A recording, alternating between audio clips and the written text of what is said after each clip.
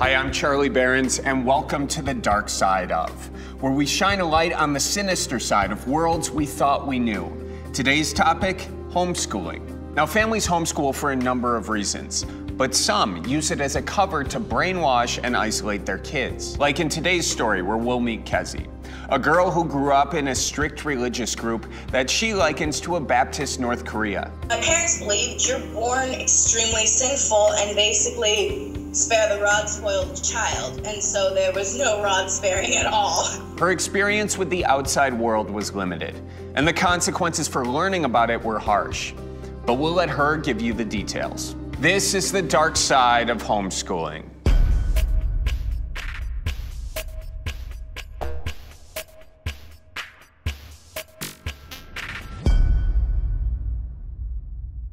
Kezie, thanks so much for taking time to talk with us. Why don't you start with just telling us about your life? Where were you born? Where did you grow up? I was born in Tacoma, Washington, and my entire life I lived in Bremerton, Washington. We were on about 5 acres. It was this adorable little farm. It was perfect setup for a family of 6. And I was on that property for 17 years of my life. What made your parents want to homeschool you guys?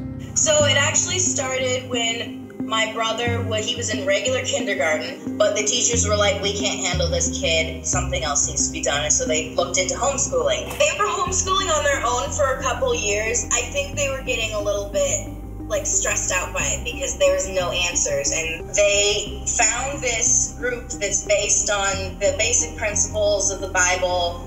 It's extremely conservative, extremely legalistic, very patriarchal, and they decided it was something they wanted to do for all their children.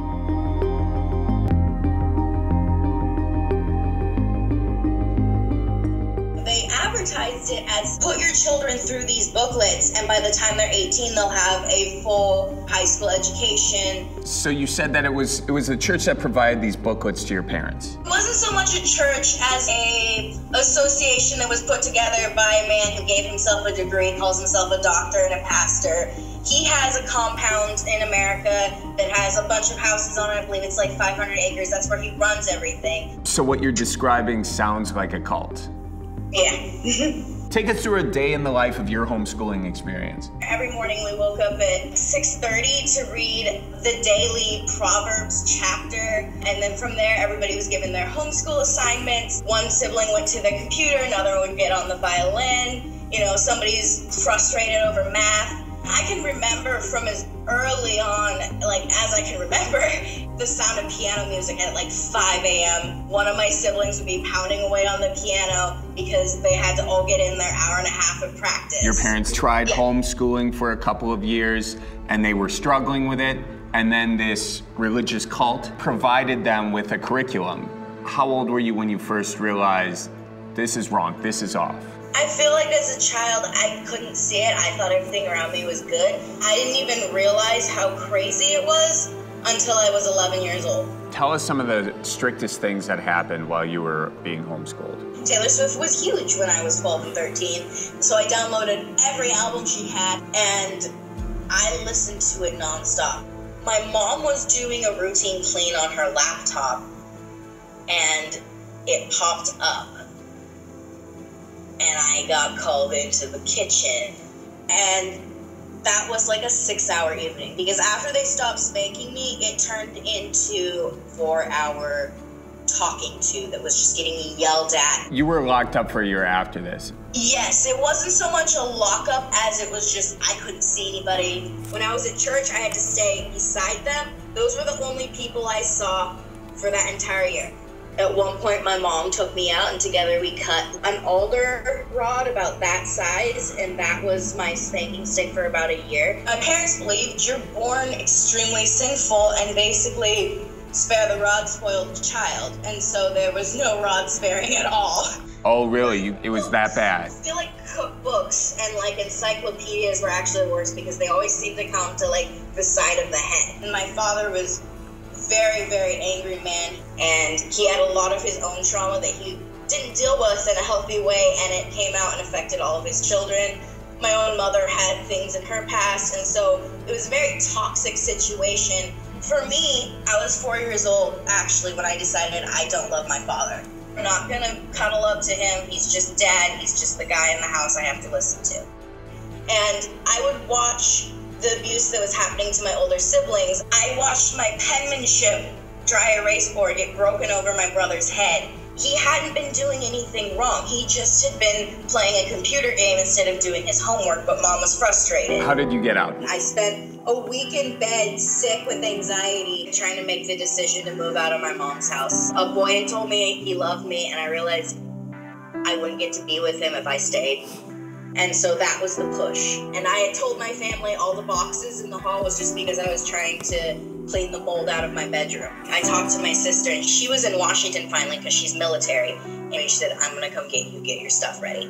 My sister pulled in with a U-Haul trailer and loaded everything up, and that was June 4th, 2016.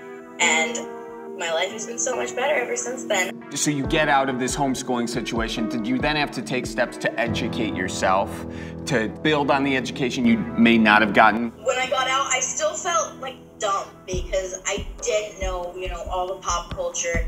And so it was a lot of learning that, but also I decided I wanted to get an AA degree and I wanted to do journalism because I love the writing. And so I did a quarter of college and it drained me.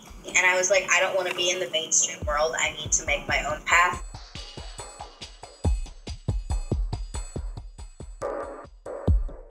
You were so isolated for so long. What was the hardest part about coming into the normal world? I have a lot of sensory overload. Thankfully, 2 or 3 times a week as I was older, I did see people, so that kind of integrated me on its own. In high school, because of the classes and the groups of 25 other homeschool kids, I at least had that. And dogs rage, I was seeing people there. But then when I actually came out, it was just saying things and the expressions on people's faces.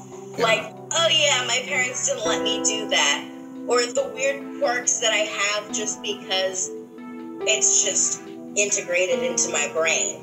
And I'd say it went pretty smoothly, but I still have panic attacks every couple of weeks. Is the cult still existing? Yes, okay. Most definitely. And what kind of advice would you have for someone who is like you? Don't let them take your money away from you. That's a huge thing to control. You need money saved up to get out. Focus on life skills that you can use when you're not in your parents' house. Get a therapist. As soon as you're out, get a therapist. See a doctor. You'll thank me. Kezie, thanks so much for sharing your experience with homeschooling. No problem. All right. It's part of my healing. I gotta put it all out in the open. They want it hidden, I'm putting it in the light. Education is one of the greatest gifts you can give to a child, whether it's homeschooling or traditional schooling. But when education becomes indoctrination, that's when it becomes dangerous. I'm Charlie Behrens, and this is The Dark Side Of.